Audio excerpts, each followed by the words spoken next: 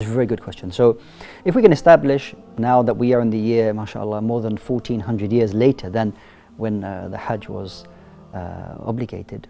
Now, what is the situation? Do I have to do it straight away if I fulfill the conditions? Or can I, for example, say, right, you know, I've got a few things to do this year, I can leave it for another year. The majority of the scholars are of the view that once the conditions have been fulfilled, the obligation becomes upon you immediately without any delay, meaning that you're not allowed to delay. If you do delay it, you'll be sinful. This is the view of the majority of the scholars. There's a minority group of the scholars who, to be respected as well, view it like the prayer.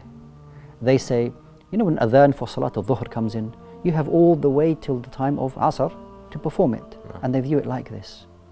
However, looking at the evidences, it seems that the Hajj is al-fawr, which means it should be done immediately.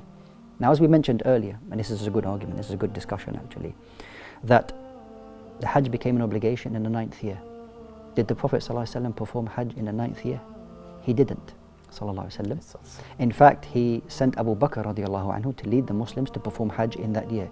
The Prophet ﷺ made only one Hajj in his life in the year after that. So what is the reason? And you're thinking, why? How did the Prophet ﷺ not perform Hajj when we know it is to be done straight away?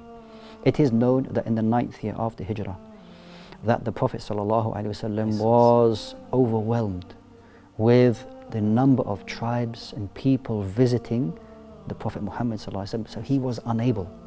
For this reason, he gave the responsibility to Abu Bakr as-Siddiq radiallahu anhu to lead the people in Hajj. And then the very next year, the Prophet ﷺ did in fact perform the Hajj. Subhanallah. Jazakallah khair. Yeah, so for the Hajj to become an obligation upon that individual, because there's a difference between some Hajj being accepted and the Hajj becoming an obligation. Because you may find a child who does Hajj, but it's not an obligation upon them, but it is accepted inshaAllah ta'ala. So as for the wujub or the obligation, then there are a number of conditions. And for the woman, there's an extra condition.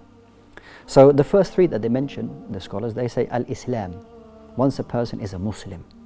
And also aqil, that they have a sound mind and that they have reached the age of puberty.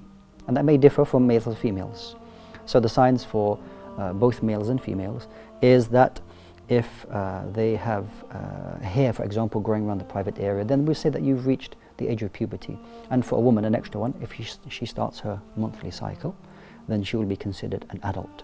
So these are the first three conditions. So Islam, you have a sound mind, and you have reached puberty. And also, you have Zad, you have the financial means. You have the financial means of you going there and returning. And also, Ar-Rahila is that you have the means of actually traveling safely and returning as well. Okay? So the person has the financial means and also has the ability to go. It's a safe journey for you. Okay?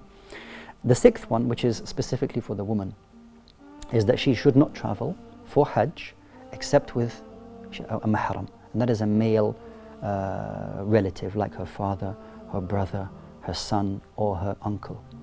Again, there's an issue which some of the scholars have differed over for the purpose of Hajj and whatnot. It's not for us to go into great discussion over that, what is more correct.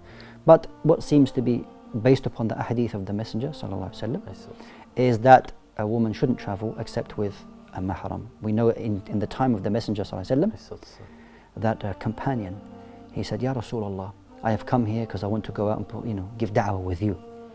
However, my wife has gone to perform the Hajj. The Prophet ﷺ said, go with your wife and perform Hajj with her. Even though this individual wanted to do this great deed. MashaAllah.